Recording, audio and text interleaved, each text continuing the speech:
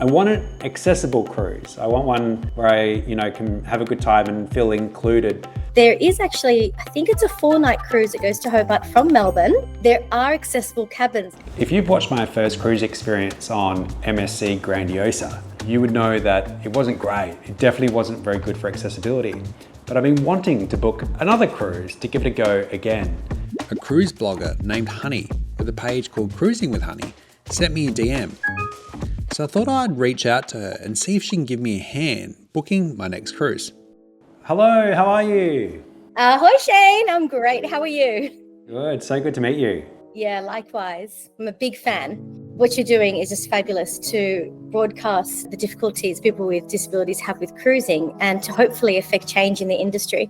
I mean, it was definitely a bit of a shock going on my first cruise and it not being as accessible as I thought it would. Having that a lot of, older people cruise and people with disabilities, it's a go-to. I just thought it was going to be super accessible. So hopefully my next cruise is going to be a little bit more inclusive than this one. A lot of planning is in that prep stage and understanding exactly what is on offer and if it suits your needs. Honey was optimistic that she could reignite my confidence in cruising again and was willing to give me some advice and guidance on booking my next cruise. Obviously, I want an accessible cruise. I want one where I, can have a good time and feel included.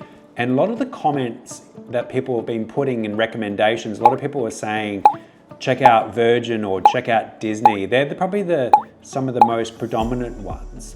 What are your thoughts on those? Look, I've heard great reviews for accessible cabins and for those with mobility issues for Virgin and for Disney. The Disney Wonder, which is here in Australia during cruise season, so she'll be here for a few more months.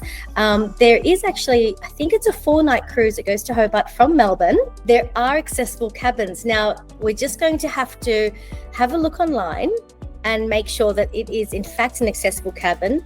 Check that if it's available, and also the placement of where it is. So looking at the deck plans.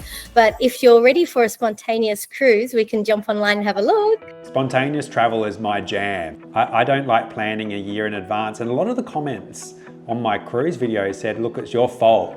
You should have booked the cruise at least a year in advance. So how many weeks away is this cruise? I think it's 4 weeks away. Look, I've never booked a cruise a year in advance. The beauty about cruising is that if you get the whim to sail the seas, there's usually a cabin somewhere available for you. And I'm just really excited to see you try a different cruise line here in Australia and see how it compares with accessibility options. I'm really keen to check it out. And the funny thing was, I only booked my cruise with MSC a few weeks before the cruise left. And this is exactly the same. This is only a few weeks away, I guess. So, if it's true and there is an accessible cabin, like what an incredible experience it will be to check it out. Like you're a spontaneous traveler like I am, jump online and see what's available. It's like booking a hotel. But as I said, we've got to make sure that it's actually an accessible cabin or you're going to face the same challenges you had on MSC. So with Disney, it's just on their website. It's disneycruises.com, and I think you have to create an account, and then it's just a matter of selecting the itinerary and we can go from there. Let's book this. Let's make it happen. Well, I'm excited to say that I've now officially booked my cruise. I booked a 4-night cruise on the Disney Magic, and it goes from Melbourne to Hobart and then to Sydney. Anyone can go online and book. You don't have to be a travel agent, which is also really helpful too. One of the interesting things about the booking process is you can just click accessible room and then it shows you the accessible room so you can make a booking. But if you want to book a wheelchair accessible room, it doesn't charge you any extra. However, it doesn't ask you to prove your disability. Now, that to me is a little bit of a problem because it means that anybody can book an accessible room. If anyone could book, then perhaps they're getting taken up by people that don't have disabilities and people that perhaps don't need them. So it's all locked in. I've got my booking confirmation. It says I have an accessible room. Let's find out how inclusive Disney is and see if it's more inclusive than MSC. Coming up. So I have some exciting news to share with you. I've got a very special guest coming along the cruise with me.